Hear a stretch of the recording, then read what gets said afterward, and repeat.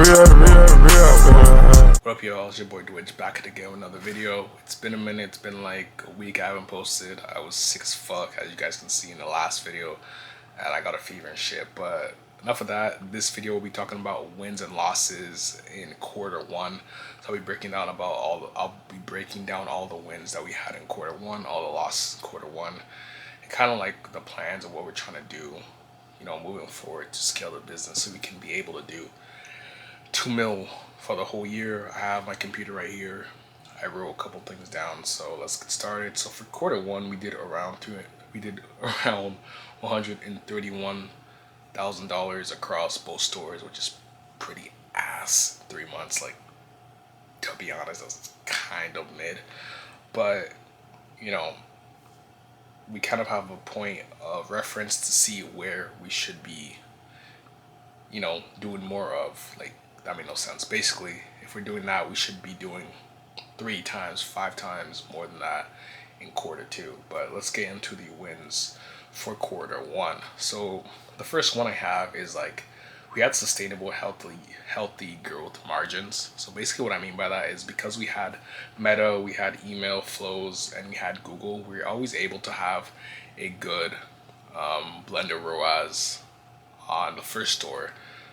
Even if the ROAS on Meta was very shit, we were always able to have, again, a good blended ROAS because we had the proper systems in the back end to kind of support that.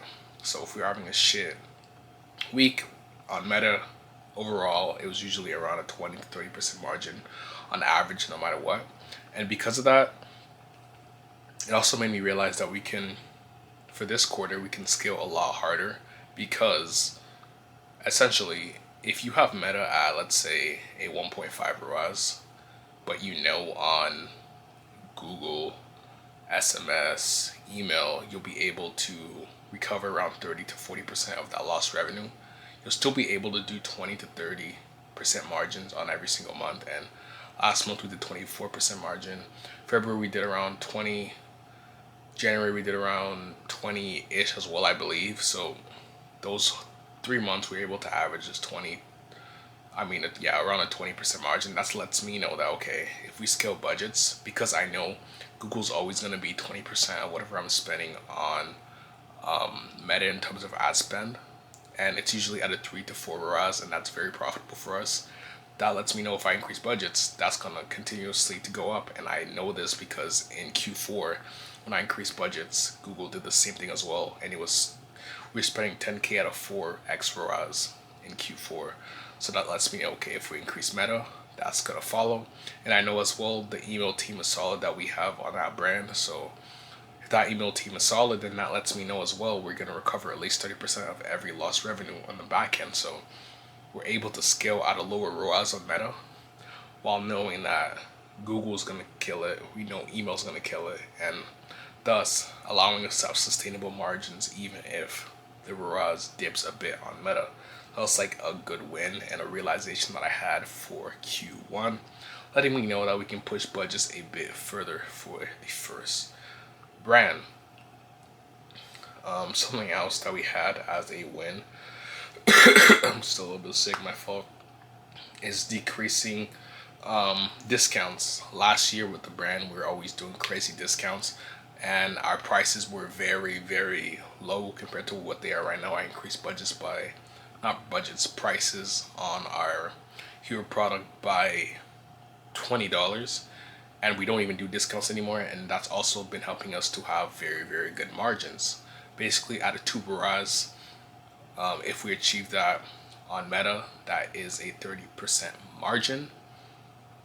But before, a 2 ROAS, sometimes would be even less, and we were doing like the BOGO deal while our price was even lower, and it was just fucking up our margins, and everything was very, very unsustainable. So now this year, we're not really doing high discounts. The highest discount we're really doing is like 15% off. Before, we were doing like 35% off for no reason, just because we thought it made sense to sell more product. But at the end of the day, that made no sense. It just lowered our profit margins and made shit very, very unprofitable. So that is something that was a win. We were able to decrease our discounts, allowing us to have a higher AOV, allowing us to be able to spend more on ads. Another win for us was cutting hella expenses. Like a lot of times with this e-com shit, once you start scaling your business, especially in Q4, if you scale that shit up, you might have a lot of fucking expenses that you just don't kind of bring down when it comes to the off season. When it's not Q4 anymore. Like we had so much expenses. We had like subscriptions that were just there, just eating up so much costs. Our cogs were like almost again because the price was so low. Our cogs were like 35% of our costs that we were spending each month, and basically you want your cogs to be at least like under 30% of what the sale price is. So ours right now are like 26. I'm trying to still decrease it to like 20, and it gives you a lot more room in your margin when you do that. So we cut a lot of expenses, a lot of subscriptions, a lot of unnecessary team members as well. Like we cut a lot of expenses. We also I guess I just touched on the cogs. We have healthier cogs because again we're able to increase our prices, allowing us to have a healthy balance of ratio within price and cogs. So it's around 26% rather than 26% rather than having it around 35, which is very very high. 35%, again, it should be under 30% is like a good rule of thumb. Something else was a win was delegating creatives. I was spending so much time on creatives in terms of scripting, editing, all that shit. But now I'm mainly just focusing on scripting and gives me a lot more time to make better creatives, which is what actually pushes the needle when it comes to this ecom shit. And yeah, not too much to really go over there. Just having an editor that you can outsource your ideas to help, facilitate this is a great way to, again, outsource your creatives. Next thing was creating a dropshipping system. Over the last 3 months, I was able to build a Figma board that has every single aspect of the business from product research to making great creatives to funnels, basically everything that you need to build a business from 0 to 100K a month. I really sat down and looked at my whole journey of, I've been able to generate $2.9 million at this point with my e-commerce businesses, and I've looked at what I did well, what I did bad, and I realized what did well and what didn't, and also realize what aspects you need to basically grow businesses to that point where it's doing 6 figures a month. Like I've done it before. Right now we are at a lower point with the businesses, but again we're building up back to that point to be consistently doing 6 figure months, and now I have a clear mind, a clearer understanding of what we need to do on that aspect of things. And yeah, big W there, everything's systemized. I understand everything what we need to do, and it's about just execution at this point. And the next thing is understanding the 5 stages of awareness. Biggest thing for creatives. I won't go too much in there in depth into that because it's gonna be very very long. But if you're in the dropshipping game, just search up the 5 stages of awareness. Go on Google or whatever and understand what that is. It's very very important when it comes to making creatives. Another big win was having the one CBO per selection. That was a big win because, as you guys know, I was trying to run multiple products, but all the products I was running were in the same like collection of products. So let's say I'm selling, I don't know, I'm selling a shirt. I don't need to have a campaign for every single shirt. I can just have a campaign with the main shirt that's selling the best, and I can just sell them to the collection page. That allows me to just focus my main budget on just that highest, the hero product, and allowing me to, spend budget more efficiently. And if I want to introduce another product, then I'll just introduce another collection rather than another product in the same collection, if that makes sense. So that's a big win, big realization that I had. So now we're spending around like 500 a day, well, 500 like 600 a day on the main store, and that was a big win. And now we're on to the losses. One of the losses that I had this year, last 3 months, honestly, was losing momentum because I went on a trip. The trip was in February. January, we had great momentum. We were able to do 50K that month at a very, very good margin. It was 20%. And what happened though in that time frame was we were, or for me, what happened basically was I was in a great mind state. I was grinding. I was in my zone. I was able to build out that Figma board I was telling you about and really understanding what direction I was going in. But then I went on that trip, and you guys know when you go on trips, you're not really locked in. Like I did work, but yeah, I know when you're on a trip, like, you don't have that much time to do what you need to do, especially because I was moving around city to city and shit. So I lost a bit of momentum, but it's not like I lost the drive. I was still working and shit, but the momentum was kind of lost that month. We did a bit less in revenue, but nevertheless, like, again, it was just losing momentum. It was nothing crazy per se, but in this ecom shit, momentum is the name of the game. Like, you never want to lose that shit. So that lets me know that next time I travel, I need to understand that I need to be having this shit more locked in a way where the team members, I'm managing it more properly so that we don't fall off. We don't want to fall off. Another loss that I had was not testing more products on the second store. A lot of the stuff that I mentioned up there in the wins were mostly on the first store because we weren't necessarily running any products on the second store. So now we're talking about both brands that we're running, not testing enough. We didn't test at all in February.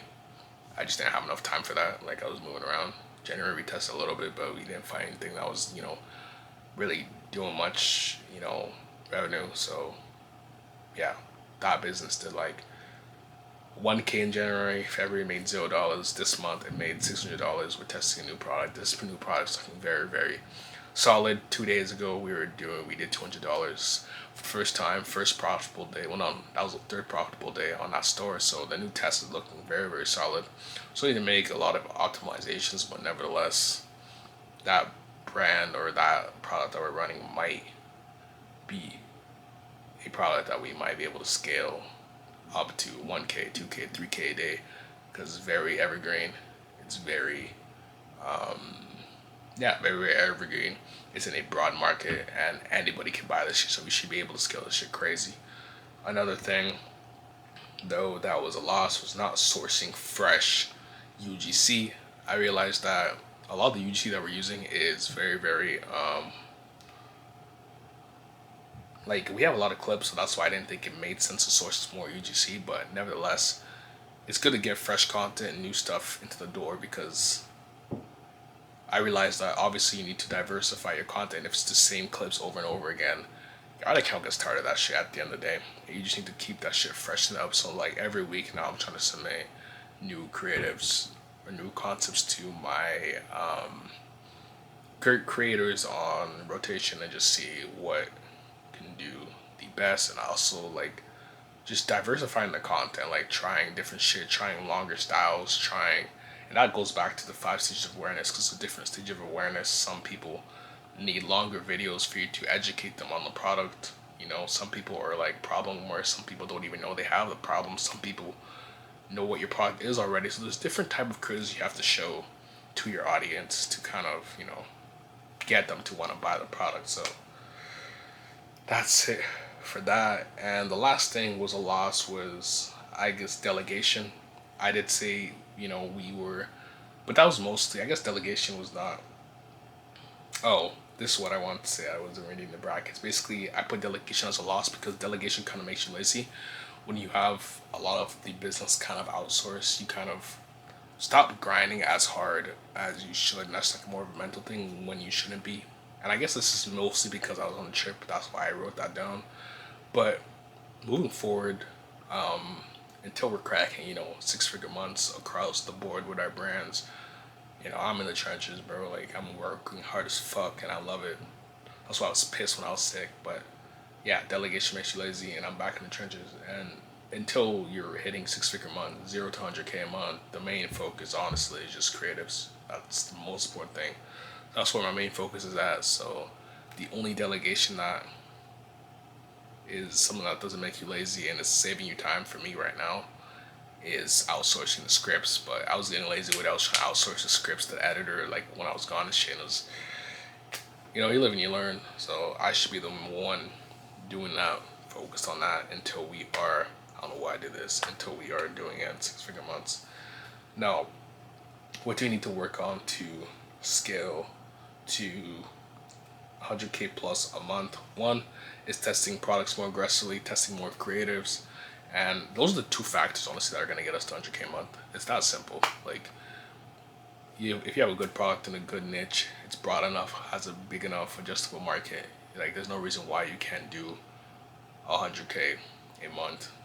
It's really just about finding the right creatives that resonate with the right audience and spending enough. That's about it. If I want to do 100K a month, I need to spend 50K a month. I need to spend 50K a month. And if I can't find a product that's spending 50K a month, then I'm not going to do 100K a month. That's simple, really. So that's like really it.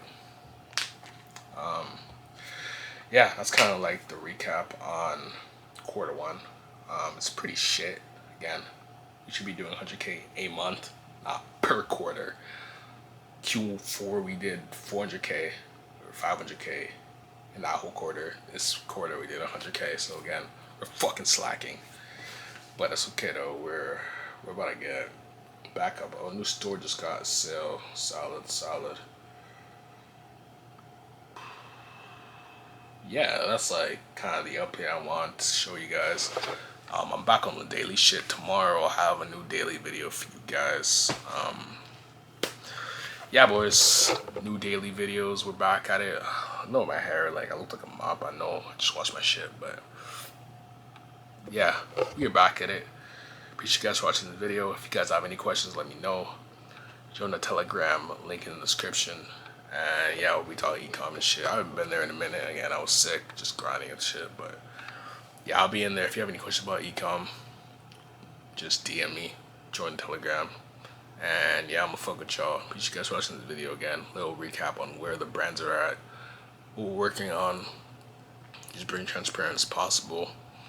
And yeah, appreciate you guys watching this video. Now I'm yapping. Yeah, love you all. Back with the daily shit. Show some love. So, you know, I'm back motivated on this YouTube shit. But appreciate you guys for watching the video. And I'll catch y'all in the next video. Peace.